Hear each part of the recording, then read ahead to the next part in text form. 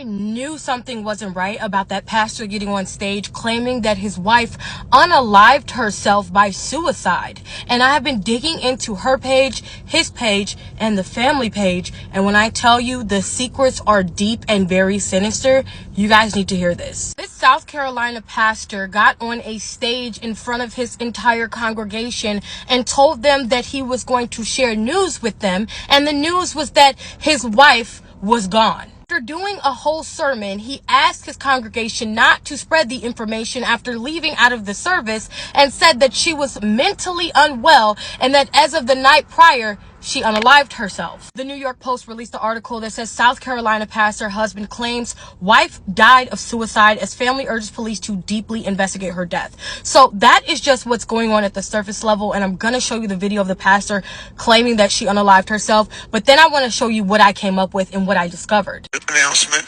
and after the announcement, I'm going to ask that you leave church quietly and don't talk about the announcement here in the building, please, if you can, so y'all can stand to your feet. Before I make the announcement, I also want to say that my request to you is that you will continue to come to church and serve and give for the next little bit, because I'm taking a little bit of a break, and I don't want to have to worry about the church. My break may be a few days, a few weeks, I don't know. I got a call late last night. My wife has passed away, and it was self-induced, and it was up in North Carolina. And we're going to have a funeral for her next Sunday here at 3 p.m. And so it's all I can, I'm just kind of going on adrenaline right now. So y'all pray for me and my kids and everybody. And y'all knew that she wasn't well mentally, and that she needed her medicine that was hard to get to her. And so I'm sure there'll be more details to come. But I want to call attention to the fact that that man didn't shed one tear. He didn't wince once. And let's get into why I believe he is lying. Just 24 hours before her passing, Mika served her husband, that pastor, with divorce papers. She also was trying to get away from him as he was a known abuser, and he had been grooming her since she was 14. And these posts come from her family and friends that are sharing the hashtag Justice for Mika on Facebook.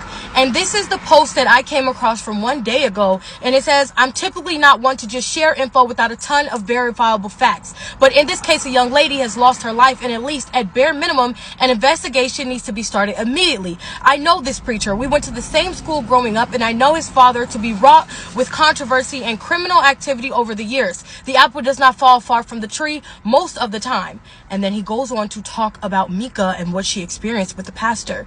She said the pastor and his young wife he had groomed since she was 14 had been separated for a month or so and were in the process of going through with a divorce. Many people close to Mika know that she was suffering from abuse and control in her marriage. She tells her family that she was not experiencing any self-harm ideation, that was fearful for her life due to outside circumstances, which is documented in recent public videos, which is the video I showed you. Well, I'm going to show you.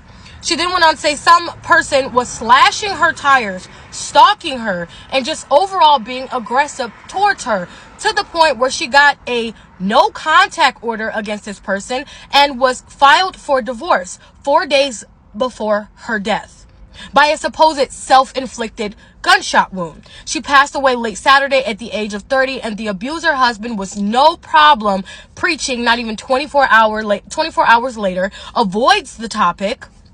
You guys, this is really crazy.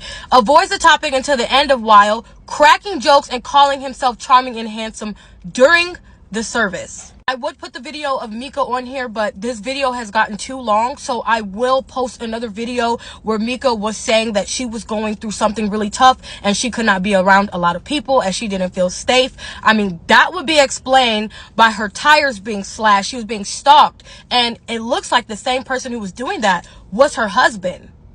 So I please share the hashtag Justice for Mika, because he will not get away with it if he did have something to do for it. And the family is calling for justice and an investigation.